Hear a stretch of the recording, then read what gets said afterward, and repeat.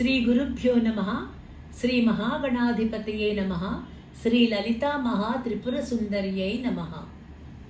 శ్రోతలకు నమస్కారం. ఇప్పుడు శ్రీ శంకరు రచించిన సౌందర్య లహరిలోని 66వ శ్లోకంలో ప్రవేశించాము. 66 నుంచి 70వ శ్లోకం వరకు అందరము కలిసి పఠిద్దాం. విపంచ్యా గాయంతి వివిధమపదానం పశుపతేః త్వయారబ్ధే వక్తుం చలితశిరసా సాధువచనే త్వదీయైర్మాధుర్యైరపలపితతంత్రీకలరవాం నిజాం వీణాం వాణీ నిచుళయతి చోళేన నిభృతం कराग्रेण सृष्टं तुहिनगिरिणा वत्सलतया गिरीशेनोदन्तं मुहुरधरपानाकुलतया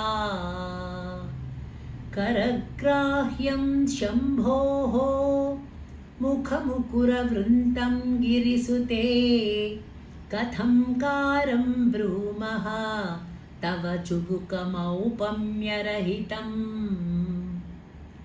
भुजाश्लेषान् नित्यं पुरदमयितुः कण्टकवती तव ग्रीवाधत्ते मुखकमलनाळश्रियमियम् स्वतः श्वेता काला गुरु बहुलजम्बालमलिना मृणालीलालित्यं वहति यदधो हारलतिका गळे रेकास्तिस्रः गतिगमकगीतैकनिपुणे विवाहव्यानद्धप्रगुणगुणसङ्ख्या प्रतिभुवः विराजन्ते नानाविध मधुररागाकरभुवां त्रयाणां ग्रामाणां स्थितिनियमसीमान इव ते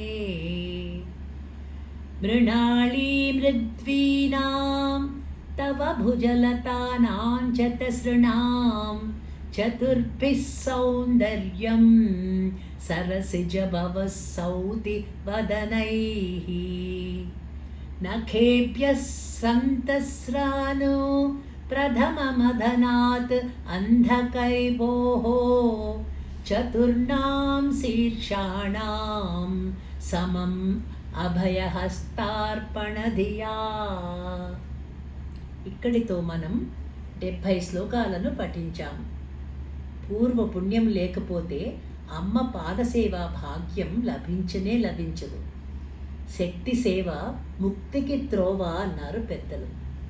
అమ్మను మనం నిత్యం సేవించి తరిద్దాం.